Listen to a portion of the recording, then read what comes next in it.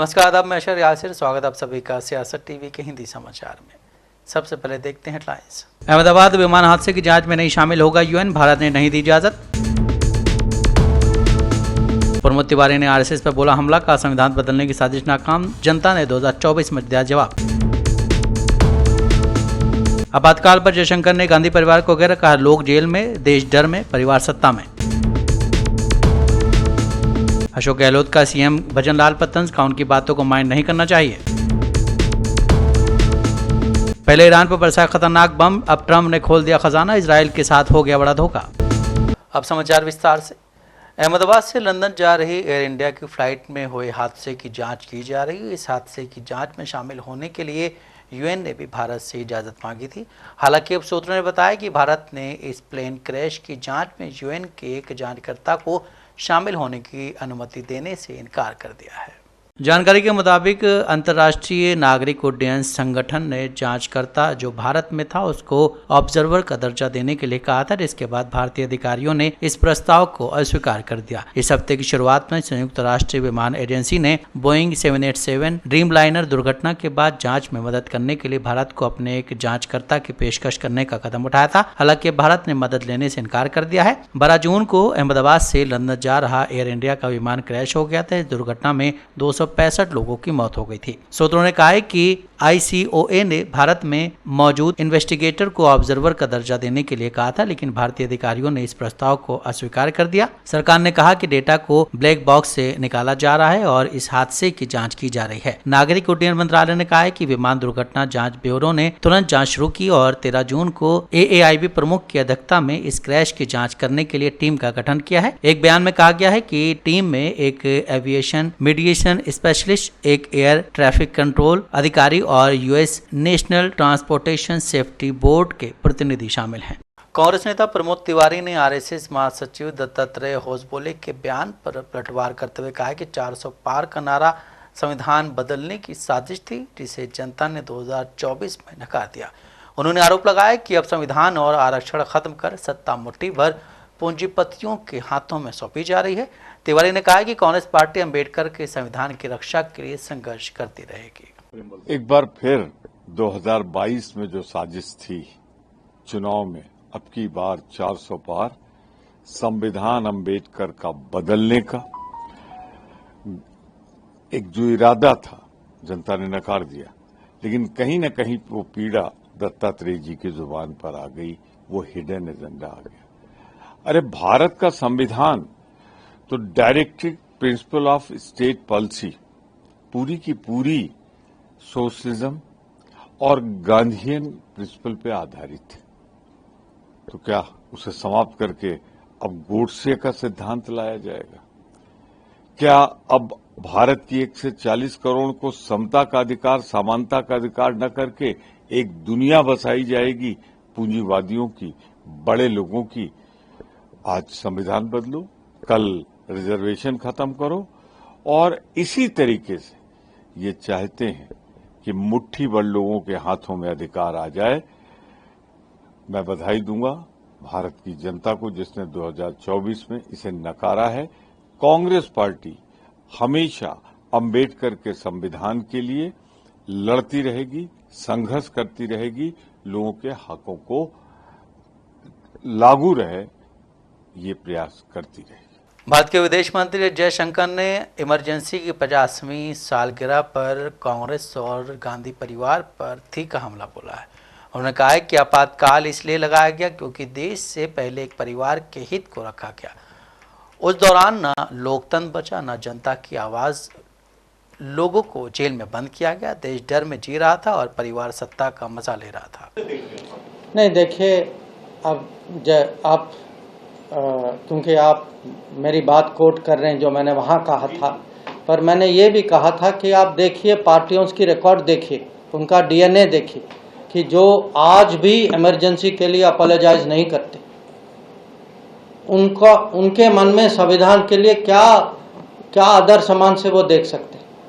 जिन्होंने संविधान की ऐसी हत्या की, इतने अत्याचार किए, तो संविधान हाथ में रख के घूमने से कुछ होता नहीं है। संविधान जो है अंदर होना चाहिए, दिल में होना चाहिए, मन में होना चाहिए। लोकसभा में विपक्ष के नेता राहुल गांधी को चुनाव आयोग द्वारा लिखे गए पत्र के जवाब में कांग्रेस नेता पवन खेरा ने कहा है कि हम चुनाव आयोग पर बात करेंगे। राहुल गांधी, मल्लिकार्जुन खड़गे और कांग्रेस के विभिन्न नेता लगातार इन मुद्दों पर चर्चा कर रहे हैं, लेकिन चुनाव आयोग पीएम मोदी की कठपुतली की तरह काम कर रहा है। उसको कैसे देख रहे हैं? उसी पर आज चर्चा आपसे करेंगे, विस्तृत चर्चा करेंगे। उसको हमने स्टडी भी किया है और भी स्टडी कर रहे हैं। कल हमने एक स्टेटमेंट भी निकाला कांग्रेस पार्टी की तरफ से। राहुल गांधी जी, मल्लिकार्जुन खड़गे जी और इंडिया अलायंस के अनेक सदस्य लगातार इन मुद्दों पर चर्चा कर रहे हैं, दबाव बना रहे हैं चुनाव आयोग पर। लेकिन चुनाव आयोग कठपुतली की तरह, जैसे मल्लिकार्जुन खड़गे साहब ने उस दिन कहा, कठपुतली की तरह मोदी जी के इशारों पर चलता है। जैसा प्रसाद ने कहा है कि इमरजेंसी के 50 वर्ष हो गए, लेकिन उस काला अध्याय को कोई भूल नहीं पाया है। अब ये नए नए शब्द ले आए। अब जैसे जिसको ये अमृतकाल कहते हैं, वो क्या है? वो अघोषित इमरजेंसी है। जिस नेता ने, जिस पार्टी की सरकार ने इमरजेंसी लगाई थी, संविधान के माध्यम से इमरजेंसी लगाई थी, संविधान के माध्यम से इमरजेंसी हटाई और फिर उस इमरजेंसी के लिए माफी मांगी, जनता ने माफ किया और 353 सीटें लेकर वही पार्टी, वही नेता फिर से आई। कांग्रेस नेता जयराम रमेश ने कहा है कि देश के प्रधानमंत्री अपना मौन व्रत नहीं तोड़ते और हमें ऑपरेशन सिंदूर पर व्यापार समझौते पर वाशिंगटन से आने वाले फैसलों को पढ़ना पड़ता है। हमें इसे राष्ट्रपति ट्रंप के मुंह से सुनना पड़ता है। ये एक अजीब स्थिति, ये हमारे लोकतंत्र, संसद, राजनीतिक दलों का अपमान है। प्रधानमंत्री सर्वदलीय बैठक क्यों नहीं बुलाते हैं? इस व्यापार समझौते का रहस्य क्या है? आपने क्या निर्णय लिया है? क्या हम लोग ऐसे लोकतंत्र बन गए हैं? पार्लियामेंट का नजरअंदाज है, राजनीतिक पार्टियों, सर्वदलीय बैठकों का नजरअंदाज हो रहा है, प्रधानमंत्री मौन व्रत नहीं छोड़ते और हमें सुनना पड़ता है, पढ़ना पड़ता है। वॉशिंगटन से आते हैं जो निर्णय ऑपरेशन सिंदूर के बारे में, व्यापार समझौता के बारे में, हमें सुनना पड़ता है राष्ट्रपति ट्रंप के मुंह से। ये बड़ी अजीब सी स्थिति है। ये हमारे लोकतंत्र पर अपमान है, पार्लियामेंट पर अपमान है, राजनीतिक पार्टियों पर अपमान है। प्रधानमंत्री क्यों नहीं पार्टियों को विश्वास में लेते?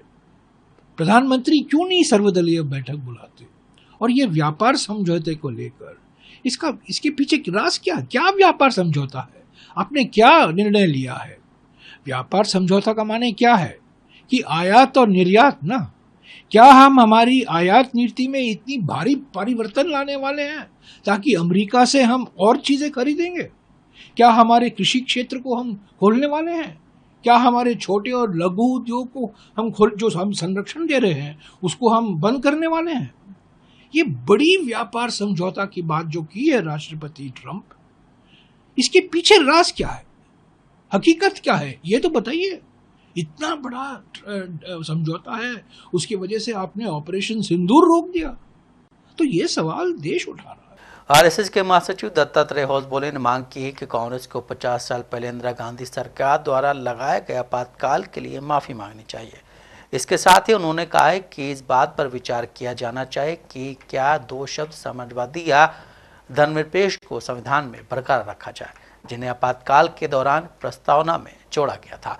उनके इस बयान के बाद कांग्रेस हमलावर हो चुकी है। देखो, ये आरएसएस के यही है, इनको आधी से कम जानकारी होती है और इधर उधर की बात करने की पुरानी आदत है। इमरजेंसी के समय जो स्थिति थी इस देश में, उसकी क्यों नहीं बात करते? जब जिन दलों के साथ ये कहते थे, उन्होंने सामने सीधे सीधे आकर कहने लगे थे कि बगावत हो जाए इस देश के खिलाफ, हम प्रधानमंत्री का घर घेर लेंगे, सरकारें नहीं चलने देंगे। आपने जोर जबरदस्ती से गुजरात की सरकार गिराई, आप जोर जबरदस्ती से पटना में सरकारें गिराना चाहते हैं, तो वो छोड़िए। और ये यही बता दें फिर कि फिर आरएसएस ने स्वागत क्यों किया इमरजेंसी का। भाई, खबर तो ये कि बाला साहब देवरस ने लिखा भी प्रधानमंत्री को उस बात की तारीफ करते हुए, इनके तमाम नेताओं ने उसकी तारीफ की। तो ये छोड़िए संघ कभी कुछ भी बोल देता है, उसको कोई महत्वपूर्ण बात नहीं लेनी चाहिए। जहां तक सेकुलर शब्द की बात है, पहले तो मैं यही जानना चाहता हूं कि 77 में जब जनता पार्टी की सरकार आई थी तो जनसंघ जनता पार्टी के हिस्से में था। 42वां संशोधन जो हुआ था उसकी कई चीजें उन्होंने चेंज की, तो उसमें सेकुलर वर्ड आप चेंज कर देते, आपकी तो सरकार थी, क्यों नहीं चेंज किया आपने? और एक और चीज है, ये नासमझी की इतनी दिक्कत होती है संघ में। सेकुलर शब्द प्रियम्बल आने से हमारा संविधान सेकुलर नहीं बना। आप आर्टिकल 15 लीजिए, आप इक्वालिटी के आर्टिकल लीजिए, जिसमें साफ साफ कहा जाता है कि इस देश की सरकारें, इस देश की कानून और न्यायिक व्यवस्था धर्म के आधार पर या किसी और आधार पर किसी भी व्यक्ति के बीच में कोई भी द्वेष नहीं करेगी, किसी भी तरीके से उनको अलग ट्रीट नहीं करेगी। जब पूरी सारी के सारे धर्म को इक्वली ट्रीट किया जाता है और धर्म से नहीं, कानून से, न्याय से और आस्थाओं के साथ अगर देश चलेगा, तो ये एक सेक्युलर कॉन्स्टिट्यूशन की भाषा होती है, जो सेक्युलर वर्ड प्रियम्बल में आने के पहले भी इस हमारे संविधान की भाषा थी। अब इनको अगर सेक्युलरिज्म का मतलब ही नहीं समझ में आता है कि कहाँ किस किस प्रावधान में पहले से ही सेक्युलर कॉन्स्टिट्यूशन था, ये समझ में नहीं आता, तो फिर क्या कोई आरएसएस को कुछ कह सकता है। यूपी सरकार में मंत्री ओम प्रकाश राजभर ने कहा है कि समाजवादी पार्टी में मुसलमानों की स्थिति गुलामों जैसी, वो अपनी आवाज़ नहीं उठा सकते हैं। अगर 2027 में सपा की सरकार बनती है तो अखिलेश यादव को किसी मुस्लिम नेता के बेटे को मुख्यमंत्री बनाना चाहिए। उन्हें कभी खुद भी कैरियर पर बैठना चाहिए और किसी मुसलमान को मुख्यमंत्री बनाना चाहिए। इस बार 27 में अगर सरकार बनती है तो किसी मुसलमान के बेटा को साइकिल चलवा दो, आप थोड़ा कैरियर पर बैठो, कुछ दूर चलो, तब न समझ में आएगा कि कैरियर पर बैठने का क्या आनंद आता है। तो 27 के चुनाव में किसी मुसलमान के बेटा को मुख्यमंत्री घोषित करें कि अब सरकार बनती है तो हम किसी भी मुसलमान के बेटा को मुख्यमंत्री बनाएंगे, नहीं तो खाली गुलाम बना के रखेंगे। ये बात तो मैं खुलेआम कहता हूं। आज मैं तो कहता हूं कि जो मुसलमान लीडर उनके पार्टी में हैं वो गुलाम हैं, वो लोडर बन के बैठे हैं वहां, वो अपने हक की बात नहीं करते हैं। उनको अपने हक के हिस्सेदारी की बात करनी चाहिए। अगर समाज में कहीं जुल्म जाति अन्य अत्याचार हो रहा है तो उनके साथ समाजवादी पार्टी के लोगों को खड़ा होना चाहिए। लेकिन ये चले जाएंगे कहां? जेल में, आजमगढ़, रमाकांत यादव से मिलने, लेकिन आजम खान जेल में बंद है, वहां नहीं जाएंगे इस नाते वो मुसलमान है। कोई देवरिया चले जाएंगे, यादव के साथ घटना होती तो वहां चले जाएंगे क्योंकि वो यादव हैं। लेकिन वहीं जब संभल में घटना होती है, आपके मुरादाबाद घटना होती है, या कि कहीं भी मुसलमान के साथ घटना होती है, तब अखिलेश यादव जी के पास न टाइम है न उनके पास सोच है कि हम वहां भी जाएं उनके दरवाजे पर। तो ये मुसलमानों को गुलाम बना करके रखना चाहते हैं। और संविधान कहता है कि सबको बराबरी का अधिकार है। 20% आबादी मुसलमान की और 7% यादव, 4 बार मुख्यमंत्री 20% वाले को गुलाम बना के रखे हो, दो एक बार पावर उसको। आगामी बिहार चुनाव के लिए चुनाव आयोग द्वारा जन स्वराज को साझा चुनाव चिन्ह स्कूल बैग आवंटित किया जाने पर पार्टी के संस्थापक प्रशांत किशोर ने कहा है कि बिहार में गरीबी, अशिक्षा और बेरोजगारी को खत्म करने का एकमात्र उपाय शिक्षा है। पिछले 30 से 35 सालों से लालू नीतीश शासन ने पूरे बिहार को मजदूरों का राज्य बना दिया है। यहाँ के बच्चे अपनी पीठ पर बोरा ढोने को मजबूर थे। जनस्वराज की विचारधारा यह है कि बिहार के बच्चे अपनी पीठ पर बोरा नहीं ढोएंगे बल्कि स्कूल बैग ढोएंगे, पढ़ेंगे, नौकरी करेंगे और अच्छी जिंदगी जिएंगे। स्कूल बैग मिला है, इसके लिए इलेक्शन कमीशन का धन्यवाद करना चाहते हैं, क्योंकि जनस्वराज की जो सोच है, हम लोग का ऐसा मानना है कि बिहार में गरीबी को खत्म करने के लिए, बिहार में अशिक्षा, बेरोजगारी को खत्म करने के लिए एकमात्र रास्ता जो है वो है शिक्षा। इसका मतलब है कि स्कूल का बस्ता, यहाँ से गरीबी को खत्म करने का रास्ता है स्कूल का बस्ता, यहाँ से अशिक्षा खत्म करने का रास्ता है स्कूल का बस्ता। पिछले 30-35 बरस में लालू नीतीश के राज ने पूरे बिहार को मजदूर बना दिया। यहाँ के बच्चों को बोरा के पीठ पर बोरा ढोने के लिए मजबूर कर दिया। जनस्वराज की सोच है कि बिहार के बच्चे अपने पीठ पर बोरा नहीं ढोएंगे, वो स्कूल का बस्ता लेकर चलेंगे, पढ़ेंगे और रोजगार करेंगे, अच्छी जिंदगी जिएंगे। इसलिए जनस्वराज को स्कूल का बस्ता जो सिंबल मिला है उसके लिए इलेक्शन कमीशन का हम लोग धन्यवाद कर रहे हैं। तेजस्वी यादव युवाओं को कलम बांट रहे हैं सर। तेजस्वी यादव जो युवाओं को कलम बांट रहे हैं, उसी कलम से 10वीं क्लास का परीक्षा देकर पास हो जाना चाहिए, ताकि कम से कम युवाओं को भरोसा हो। क्योंकि सामान्य परिवार के जो पढ़े लिखे बच्चे हैं, 5-5 साल 10-10 साल पढ़ के वो बेरोजगार घूम रहे हैं, मजदूरी कर रहे हैं। 9वां फेल नेता का लड़का चाहता है कि हम बिहार का राजा बने कलम बांट के। हम लोग को कलम नहीं बांटना है, हम लोग को शिक्षा बांटनी है। कलम और कॉपी बांटने से शिक्षा नहीं बटेगी। अच्छा स्कूल होना चाहिए, पढ़ाई होनी चाहिए। कलम बांट के 9वां फेल आदमी बिहार का राजा नहीं बन सकता। राजस्थान के मुख्यमंत्री भजनलाल शर्मा और पूर्व मुख्यमंत्री अशोक गहलोत के बीच लगातार राजनीतिक घमासान जारी है। दोनों दिग्गज नेताओं की वजह से राजस्थान की राजनीति सुर्खियों में आ रही है। पूर्व मुख्यमंत्री अशोक गहलोत पिछले 3 दिन से जोधपुर प्रवास पर हैं। इस दौरान सर्किट हाउस में उन्होंने सीएम भजनलाल शर्मा पर तंज कसा है। अशोक गहलोत ने कहा है कि सीएम भजनलाल भी नए हैं, न तो वो पहली बार मुख्यमंत्री बने हैं, पहली बार विधायक बने हैं, नौजवान हैं, तो अभी उनको कोई जानकारी नहीं है। जब इमरजेंसी लगी थी उस वक्त में कई लोग जेल गए थे।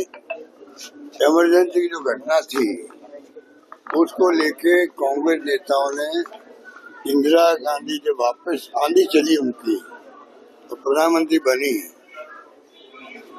तब भी हमने एक पब्लिकली कहा इसमें कई खामियां हुई, कुछ गलतियां हुई है, उसके लिए हमें खेद है। वो चैप्टर क्लोज हो गया। इससे ज्यादा आप क्या चाहते हैं? जेल हम भी गए हैं, भजनलाल को नहीं मालूम है।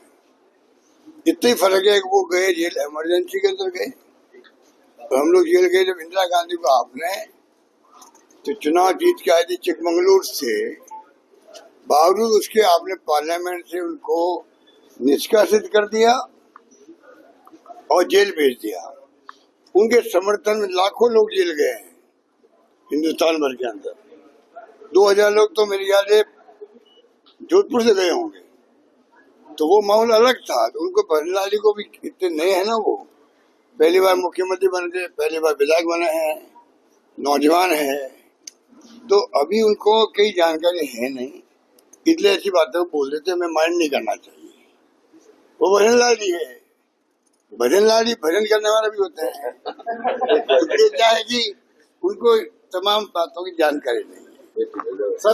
कांग्रेस नेता अशोक गहलोत के बयान पर राजस्थान के डिप्टी सीएम प्रेमचंद बैरवा ने कहा है कि आपकी पार्टी में 5 साल कुर्सी का खेल चला था, आज आपको हमारी पार्टी में क्या नजर आ रहा है? भाजपा एक है, अगर आप जनता के हित में कोई सलाह देना चाहते हैं तो दे सकते हैं।